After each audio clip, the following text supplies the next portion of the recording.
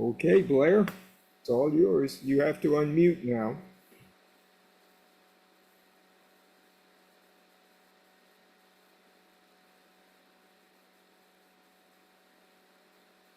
There we go.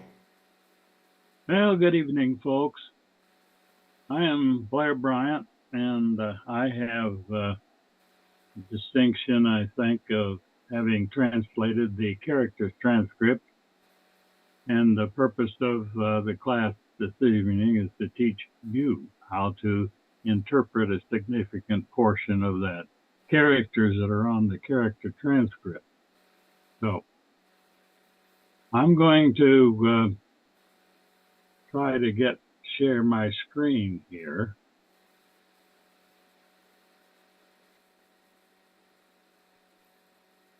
Blair, may I make an introductory comment for you? It strikes me that you have introduced yourself, but if I could do so, I would like to highlight that you have presented on the Book of Mormon Perspectives Forum and have done so, I think, about 3 occasions on this topic. And so for you to be able to provide a class for those people that are interested is, I think, a particular benefit, and I'm delighted to have a chance to participate in it as well. But let me highlight for people that might be picking it up on video afterwards that you have spent something over 30 years studying this characters document and seeking to be able to translate it. And so the information that you have acquired is a benefit for all of us. I very much appreciate the extensive labor that you put in on it.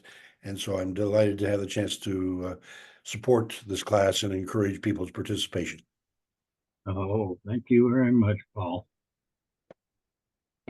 All right. You should see on the screen a copy of the Characters Transcript. Is there anybody got any problem with that? It's good. Okay. We were discussing, I was discussing with Robert just before we started that I would like the floor to be open to all of you to ask questions at any time. But in order to keep from having static from open mics and dogs barking and kids chattering and running around and so on, that will be happening in some places. That's okay. That's just fine as far as I'm concerned. But when it gets in and interrupts what the audio is here, we would like to keep that down. So as we continue here, I would like for you to keep your mics off, but I would like for you also to feel free to go in and open to raise your hand. And Paul, would you tell people how to do that? I'm not seeing it on my screen that I can do it.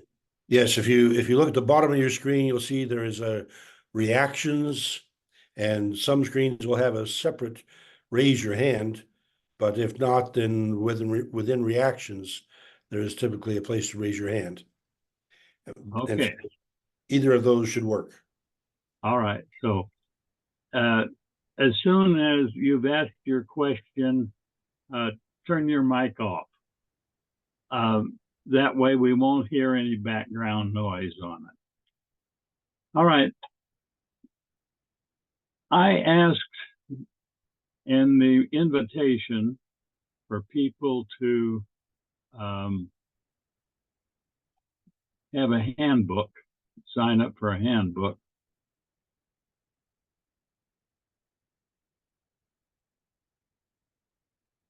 All right. And I want to know if there's anybody that's out there that does not yet have a handbook. If you haven't, you really need to get one, because I'm going to be referring to it quite often.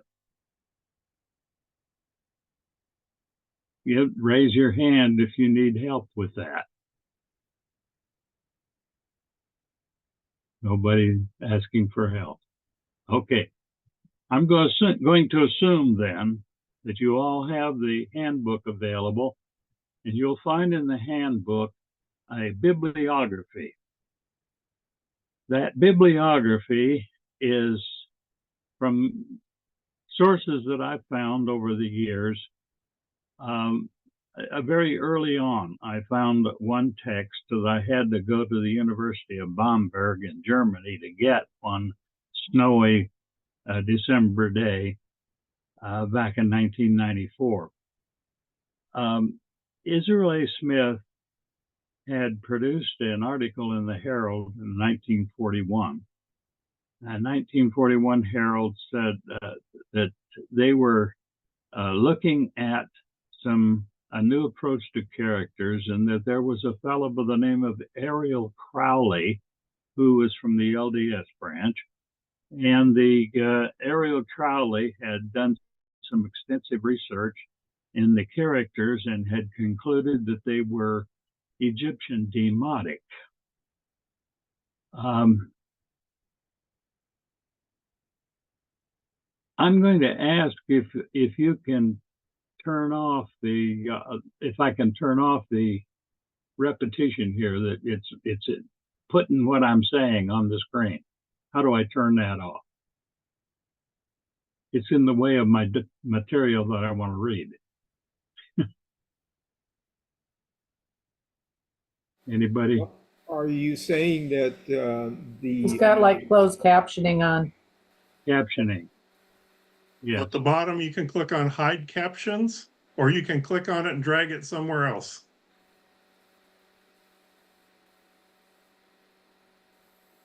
Okay, I got it somewhere else. Thank you, Brad. Anybody that doesn't know, that's Brad Bryant. That's my son. And I invited him to come to the class because he's been assisting me in many things on the years with the Caractors Transcript. All right. I've spent 30 years studying those characters, and I think I got a pretty good idea about what they say.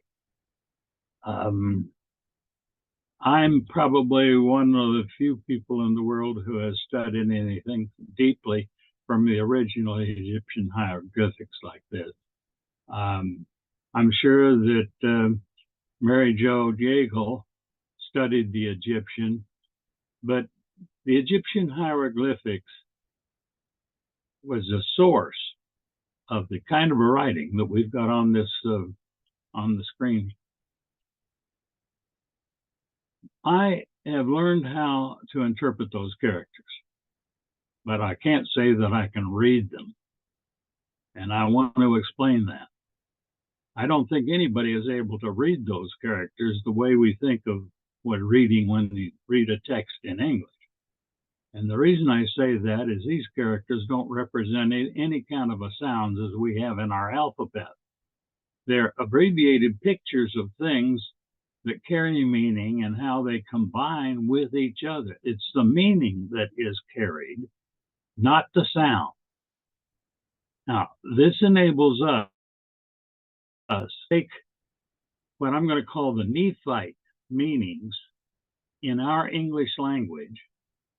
And once we understand what that means in our language, we can interpret it in our language. Now, that isn't as difficult, I think, as you'll probably feel that it is. The process is entirely different, however, from reading where we tease out the sounds of our words from alphabetic characters.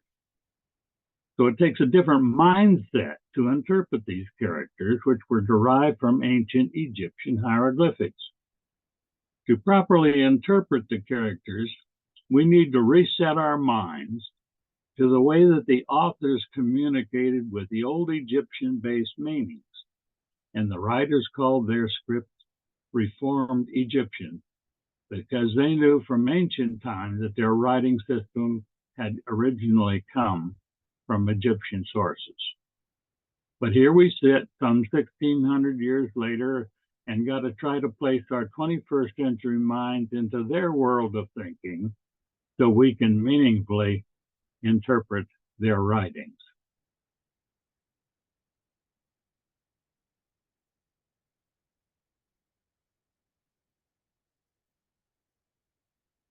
Now this is a reversed image. And I show it to you because this is what it looked like when I discovered it when I cleaned out my father's old workroom. You'll notice that the reversed image, the original document was black ink on white paper, and this is white image on black background.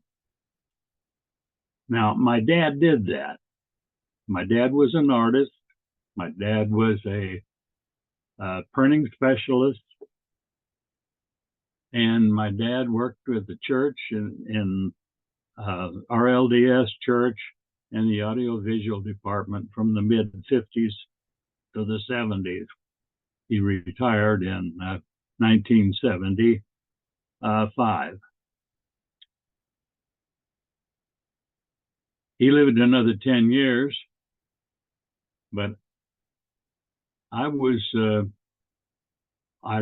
digging into my father's old workroom, cleaning it up some 8 years after he had died.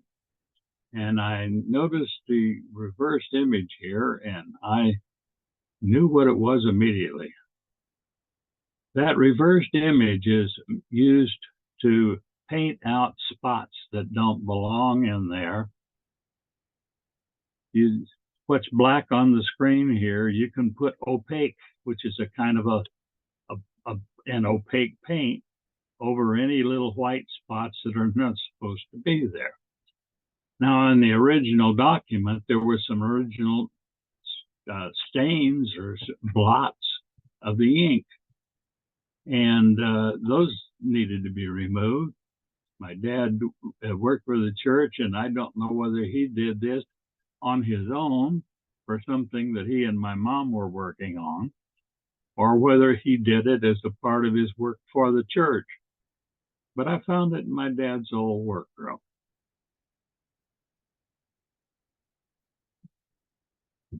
I couldn't throw it out. There was something that caught me, and I just simply could not throw it out.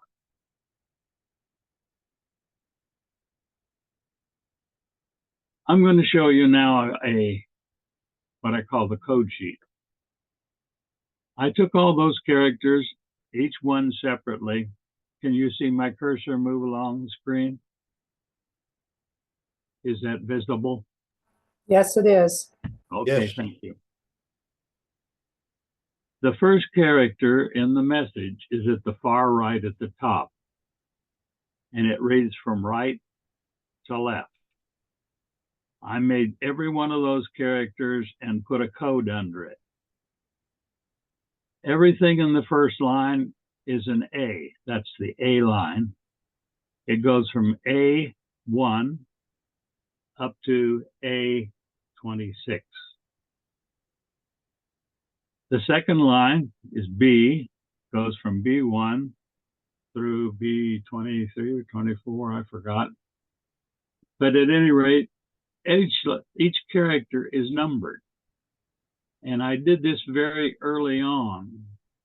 I don't have much time that I can spend on what happened, but I'm going to give you a little bit about how that happened to me and what I discovered on the night of May 17th of 1994. Now I'm going to teach you how to interpret those characters to learn what they say.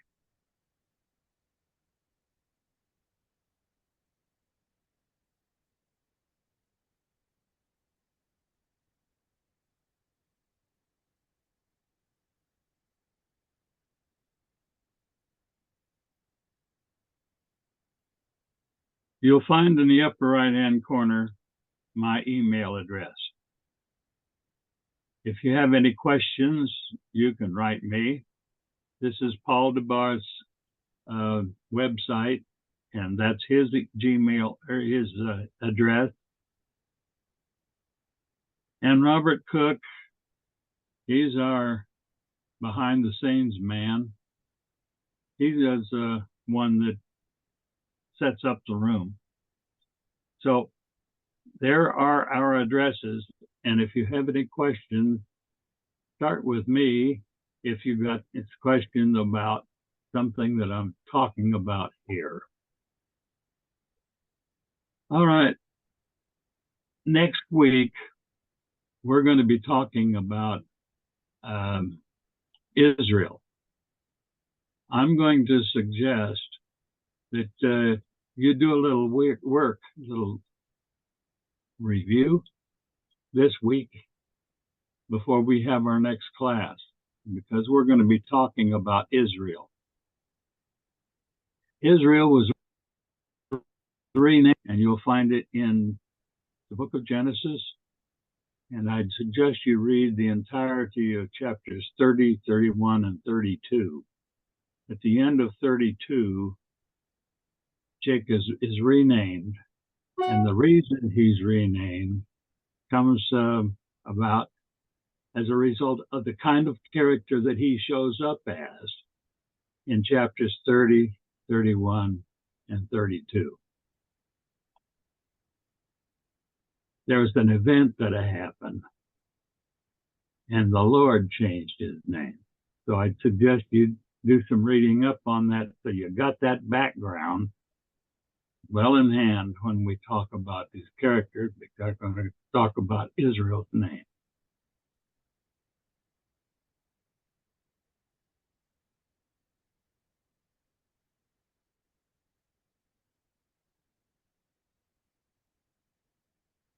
Now, once we can interpret these characters, we can get a lot of information.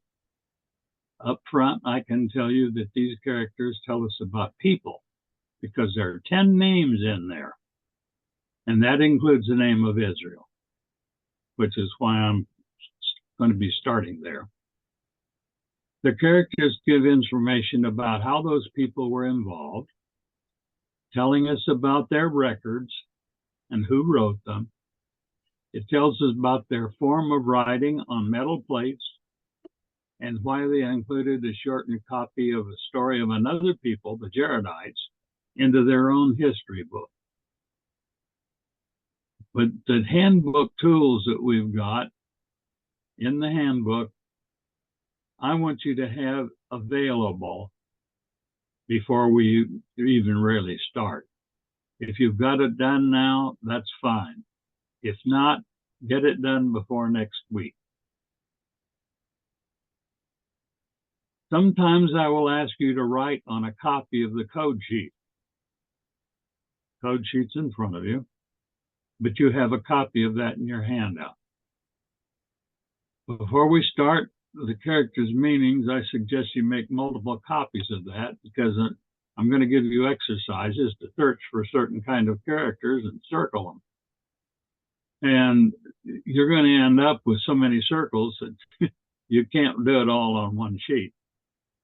Do not write on the original one, but copy it. The handbook contains a bibliography showing where every Egyptian hieroglyphic may be found.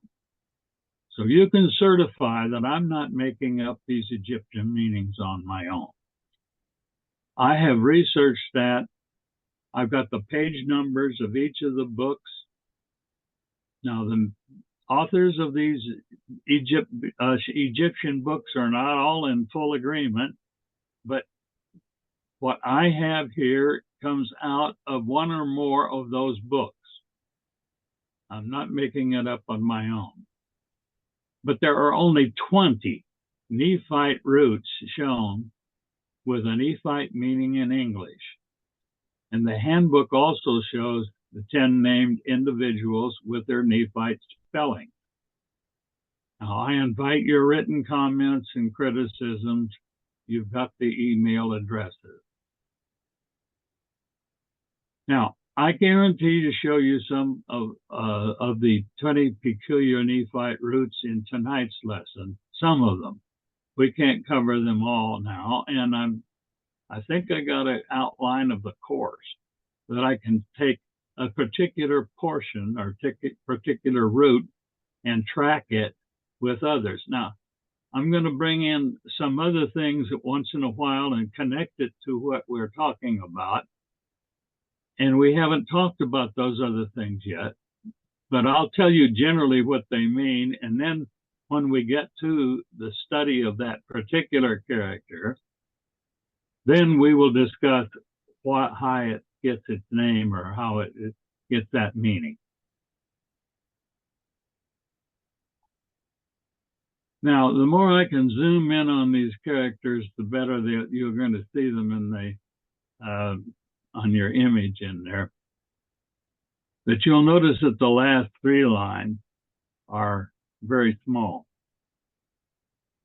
The first 4 were written by Mormon, and the last 3 were written by Moroni, and this thing tells us that. Right up here at the very top at the start says this was done by Mormon. And down here at the bottom, this is done by Moroni.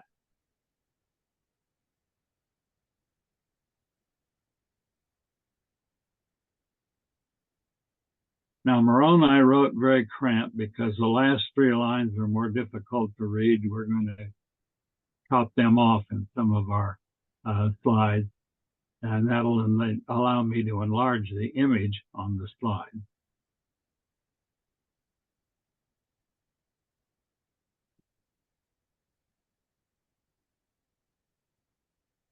Brother Bryant, may I intrude? Yeah. You asked for questions, and I may have missed it, but you started to tell us about an incident in. Haven't got there yet. Okay, that's a 1994 incident that. Right. I'll get to it. Okay. Now I'm going to be grading you. No, I'm not. I'm going to be giving you a way of grading yourself in the classes for homework. I'm going to let you grade yourself, and nobody's going to fail. Your grade will be determined by what you can interpret at the end of the course.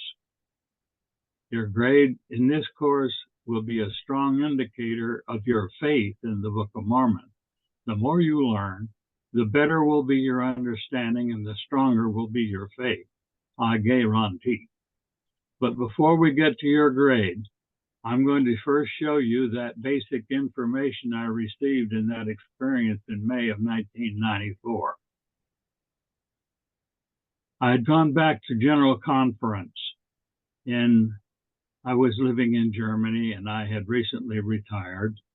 I'd gone back to General Conference where they dedicated the temple.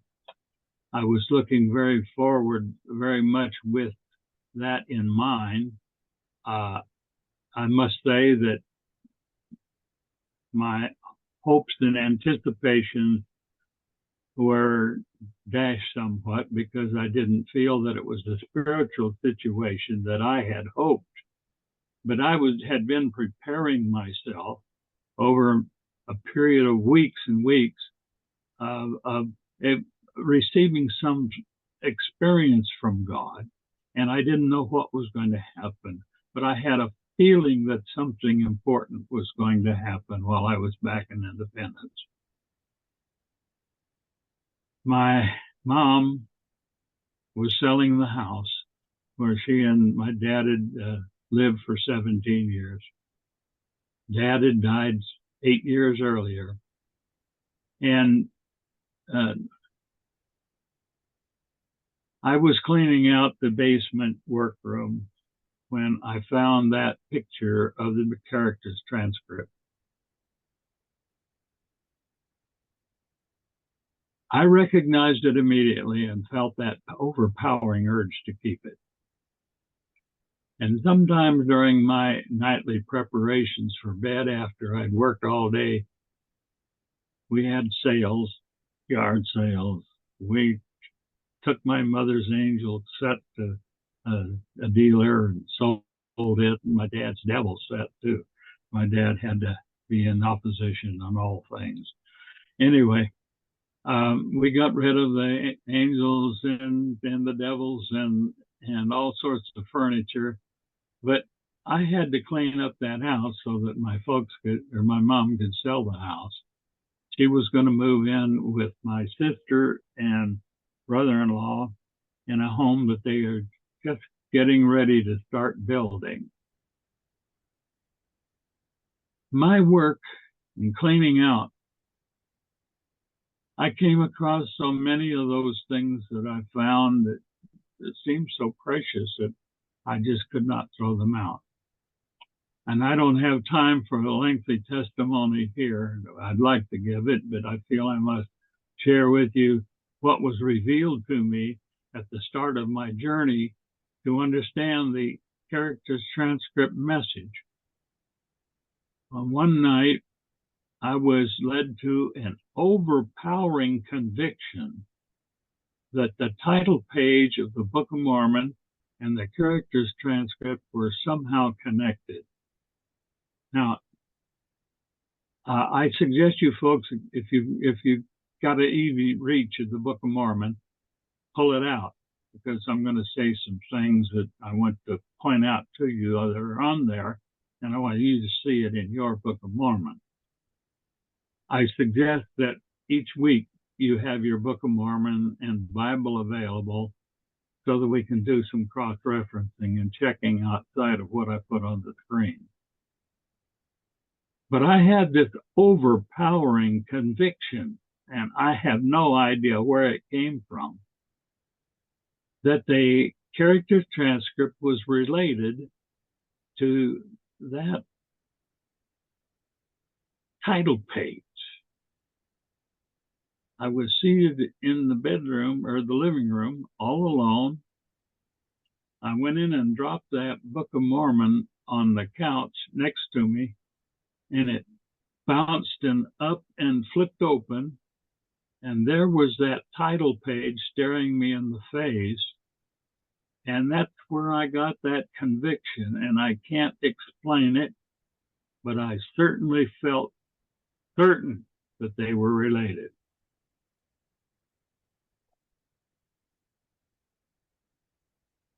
Somehow that I can't explain, I was given to know that the text read from right to left, and up to that point I had no idea it read anything rather than left to right the way we read. But I was given to know that, and I don't know how. I noted at the very end of the document, that's way down here, at the end of the document, there was a series of 4 characters. You see these 4 characters here?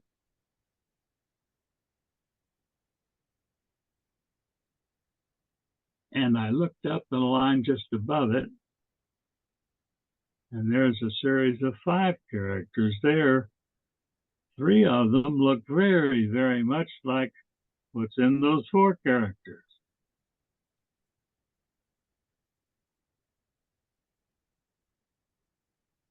Wow. So I reasoned, well, if I could find some phrase in the end of the title page, something quite similar above it, I'll know what that F19 is, because that's not down here.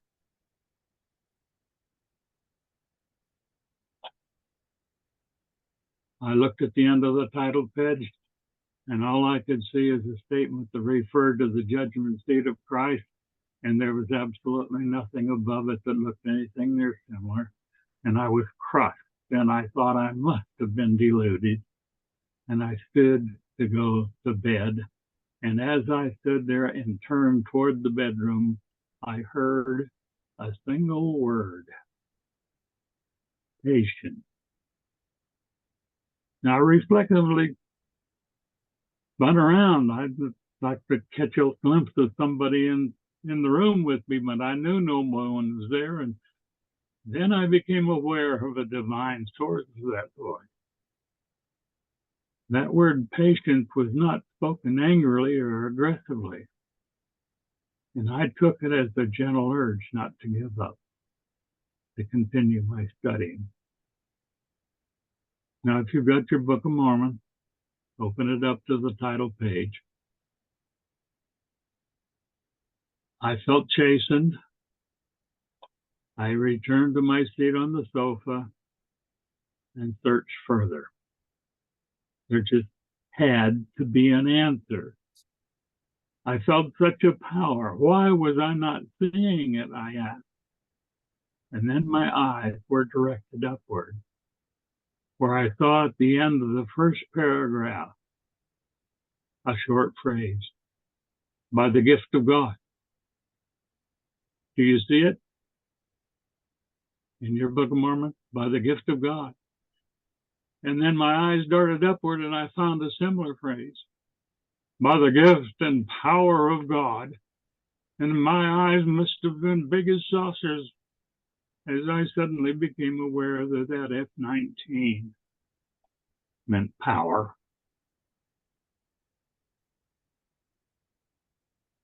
There's no way I can adequately describe my emotions at that point. I hope you can feel them from my voice, that I have the same power, that feeling of the sense of power of God, that electricity-like sense of power and that discovery. But I also now knew that this G46 through G49 meant by the gift of God. Blair, I hate to interrupt, but it's 7:35. Okay, I'll finish my discussion of what I saw that night. And thank you, Jim. Now, I had no idea what characters down in here was gift, what was God. And there was more than gift of God there, it looked like. But I had no idea what was what in there, but I knew the general meaning of that was by the gift of God. And up here in line F, this is by the gift and power of God. There's more in there than that, but I knew it had that meaning. Well, if gift of God was at the end of the message, character A1 must be the beginning. So I looked up at the top of the page of the Book of Mormon. I saw the heading that said, an account written by the hand of Mormon. And I knew those 4 characters right there meant by the hand of Mormon. That was the general meaning of the first 4 characters, A1 to A4. And the title page continued, from the plates of Nephi, whereupon my eyes went right here, from the plates of Nephi. Those were given to me in that word order, word for word. What a testimony. Now that's what I knew when I returned to bed. I won't go any further with that testimony, but I got another 4 words before I got to sleep that night. I won't show them here because of the shortness of time, but I want to tell you that I can teach you how those meanings carry the message of the Caractors Transcript. And for now, let me continue showing you how you will grade yourself. You will need to know all of what's on the screen right now in order to get a passing grade of D. That's your grade if that's all you learn. But I've already told you what it says. I haven't told you why it says that, but I've told you what it says. You now know how to pass this course.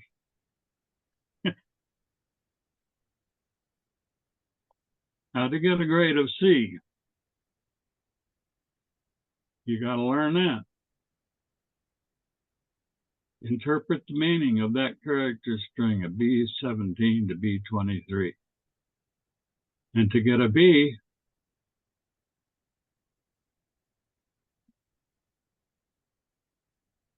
you need to, where's my B?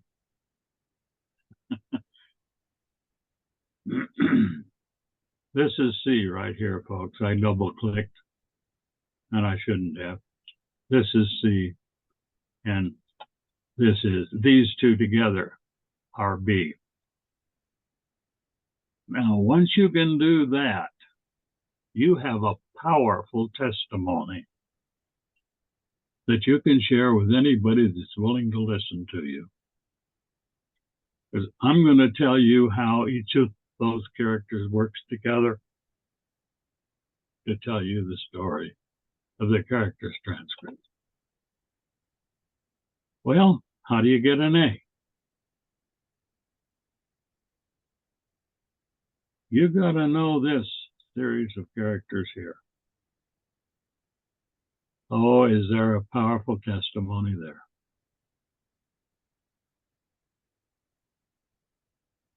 To get an A plus, start here and read what leads in to this testimony.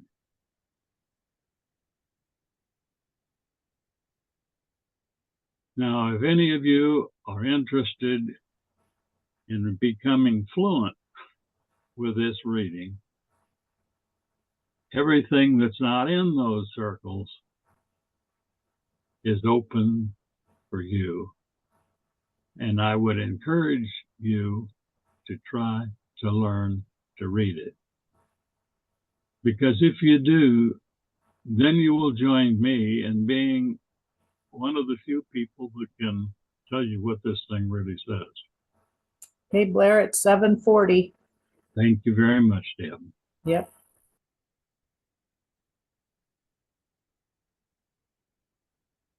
But there you have it. If you can read the whole thing, you become valedictorian.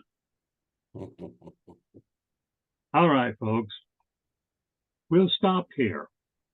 I hope that I have whet your whistle. You know what some of these things mean in general, but I'm going to tell you that each and every one of those names that's in there, 10 names, carries a meaning that is explained once you know what these characters do. You have in your handbook 20 basic characters and the shapes of them. And folks, all we need to do is to learn 20, just 20. That's less than the number of letters in the alphabet. And they are put together in different ways that enhance each other and lead to interpretation of new ideas. I hope to see you again next week.